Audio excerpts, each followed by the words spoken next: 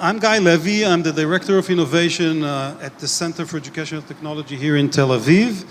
And I'm going to talk about... Apró pálcikákból épített háromszögekből épült fel ez az... Eliminate the audio, please. Never mind. I'm going to talk about STEAM, not STEM. And I think I was a bit surprised that in 2016 we're still, preaching for STEM. I think 2 years ago, the Senate in the United States, or the House of Representatives, enacted a law for STEAM. And why STEAM and not STEM? And I think it should be clear for everyone that, we need STEM. We need the mathematics. It's crucial. I think it's a language. I think it's a skill. And provide us the logic, the coherence of what we need. We need the science. This is the way we can understand our life, the world, and it enables us to do everything. Standing here, talking to this, running this, technology is an enabler. Everybody knows that. We don't have to really do anything but use the technologies that keep on changing, keep on developing, and the engineering enables us to build the model, to build this. And this is a learning environment, but it's several major things that we need into pedagogy, I think into life, and this is the arts.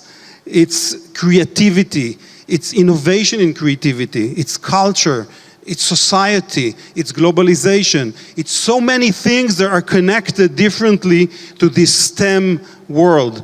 Therefore, we have to talk about STEAM and not STEM. And there are some consequences, but I won't go into it. I think just put up forward that we have to talk about STEAM and we have to put STEM aside and we'll see what happens with that in future years. This is the first topic I wanted to speak about. Now the second one. The previous, I think, session was about STEM and engagement. So this was ready for the engagement. And I think that what we need to do is talk about game-like learning or games and learning. In CET, the Center for Education and Technology, we collaborate with the Institute of Play from New York. We basically use their methodologies, their theories. These are the 7 principles of game-like learning. And we simply go a couple of seconds of each of them, and we'll see why game-like learning is essential, because it provides us with most of what we call 21st century skills that we really want our kids to have when they get out of this system to the real life. And I think that if we talk about STEAM, if we engage in game-like learning, we can create a learning environment, a learning space which speaks the language of the kids, which speak the language of the students, of the current language, and really brings all the engagement. So first and most for all, everyone is a participant. We know traditional teaching, frontal teaching, a discussion in the class, 3 kids, 4, maybe 5, but in this world, we have to build a learning space, we have to build a learning system or a session which everyone is participant first. Second, failure is reframed as iteration. Failure is part of the learning process. It not happen just like that. It has to be built into the learning process. It's crucial, it's essential. Third, everything is interconnected. This is system theory. When we see up in the video here, they're playing, they're designing, they're taking for different types of subject matters. STEM is heavily into what you're just seeing behind the red words. Learning happens by doing.